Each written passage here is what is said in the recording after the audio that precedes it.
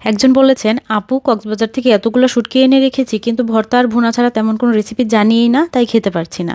Vegetable দিয়ে শুটকির খুব মজার একটা রেসিপি দিবেন যেন পেট ভরে ভাত খেতে পারি। কমেন্টটা পাওয়ার সাথে সাথেই মনে হলো, আরে ফ্রিজে তো আমারও অনেক ধরনের শুটকি আছে, সাথে সাথে শুটকি বের করে ফেললাম। শুটকি এনে এমনিতে রেখে দিলে পোকা হয়ে যায়, এই জন্য আমি শুটকি সবসময় ডিপ ফ্রিজে সংরক্ষণ করি। তো ফ্রিজ থেকে বের করে নিয়েছি, এখন এগুলোকে শুকনো একটু টেলে নিচ্ছি। আসলে এই শুটকিটা কি মাছের আমি নামটা মনে করতে পারছি না, শুটকির দোকানদার আমাকে দিয়ে দিয়েছিল।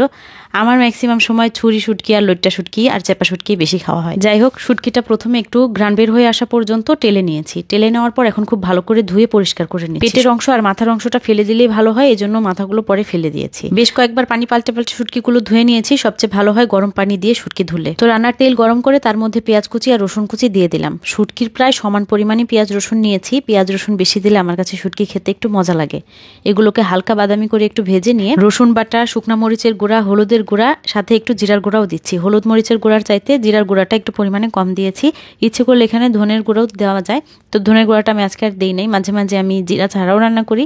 স্বাদ মতো লবণ দিয়ে দিয়েছি। এই মশলা কষানোর সময় একটা টমেটো দিলে খেতে অনেক মজা লাগবে। আজকে টমেটো শেষ, এজন্য ডিপ ফ্রিজ থেকে একটা টমেটো বের করে নিয়েছি। ডিপ ফ্রিজে এরকম আস্ত টমেটো রাখলে কিন্তু উপরে স্কিনটা খুব সহজে খুলে নেওয়া যায়। পানির মধ্যে একটু ধরে ঘষা দিলেই চামড়া উঠে যায়। তারপর বরফ থাকা অবস্থায় একদম কুচি কুচি করে কেটে নিলাম। ইচ্ছা করলে ব্লেন্ড করে নিলেও হবে।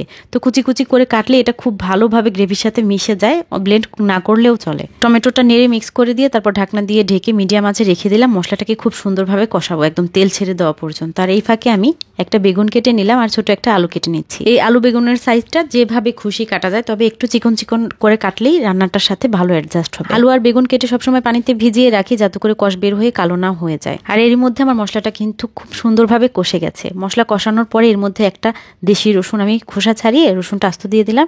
এই আস্ত রসুন শুটকির তরকারিতে খেতে আমার কাছে খুব ভালো লাগে। এখন এর মধ্যে ধুয়ে রাখা শুটকি আর আলুগুলো দিয়ে দিলাম একসাথে। এটা কিছুক্ষণ মশলার সাথে একটু নেড়ে কষিয়ে নিচ্ছি। মশলার মধ্যে যে রসালো ভাবটা আছে এটা কিন্তু অলরেডি শুকিয়ে গেছে।